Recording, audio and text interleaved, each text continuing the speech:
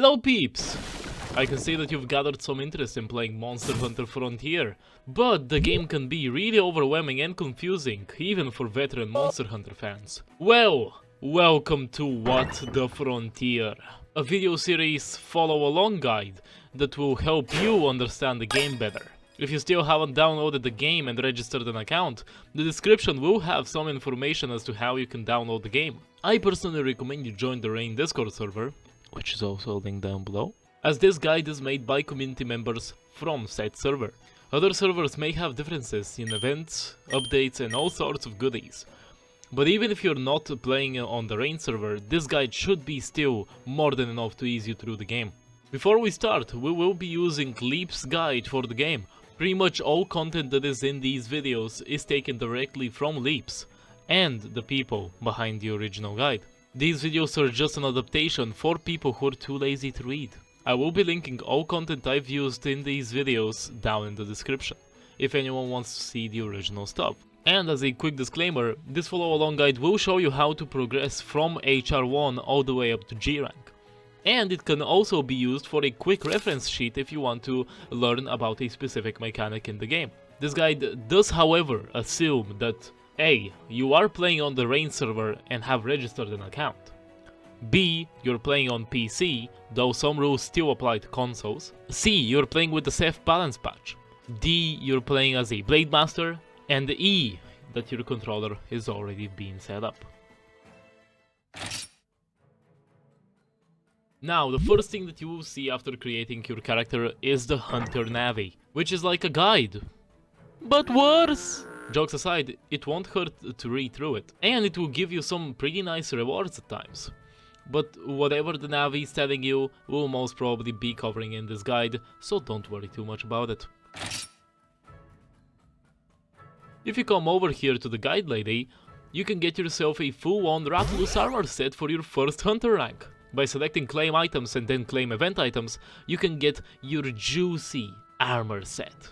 Though it is not required, as you will be getting a new armor set pretty soon, which we will talk about later.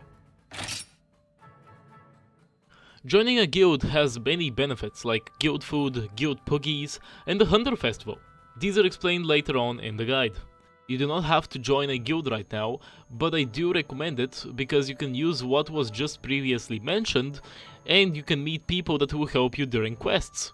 The easiest way you can join a guild is by using the bot command /guild join in the Rain Discord server.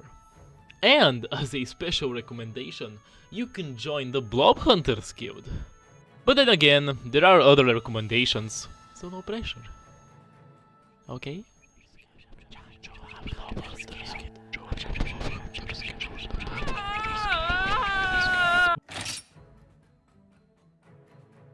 There are two small item boxes for your items, a big box in your house which you can access in my facilities, where you can change your equipment and try out your free armor set.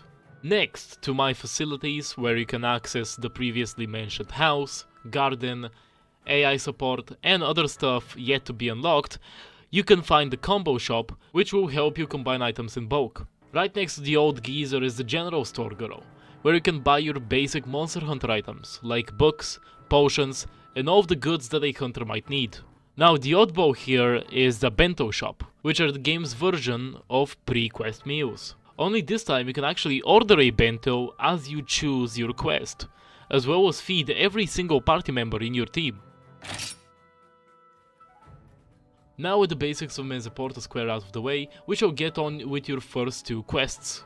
Interestingly enough, we will not be doing the Hunter quests, but the gear acquisition quests in the other quests section. The first will be the Lots of Zeni quest, which after you beat the Buildrome down to a Pope, you can get a bunch of money for later. And the second one will be the Newbie Weapon Craft, for its unique material that will let you craft the infinity weapon of your choice.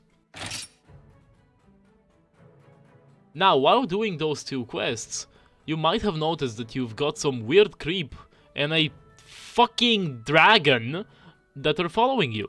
But worry not, those are actually your companions, if you didn't realize that so far. Fostas are NPC companions that act like real hunters and join you on quests.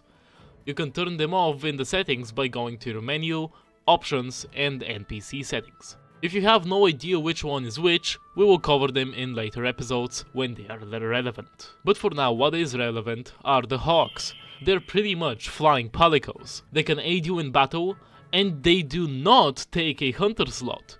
So that means that you can have all of your friends in one quest, and still have your little wyvern buddy with you. Hawks can actually learn abilities and change their behavior by giving them different skill books to your liking. At the end of each quest, there is a small chance that your hawk can drop a shiny with a red glow around it. It's pretty hard to miss. Afterwards, you can go to your support place in My Facilities in order to change their abilities. While you're there, you can set your hawk's training to whatever you deem most important. And you can also cool down your hawk so you can feed it monster parts, which can give your hawk an element and a status.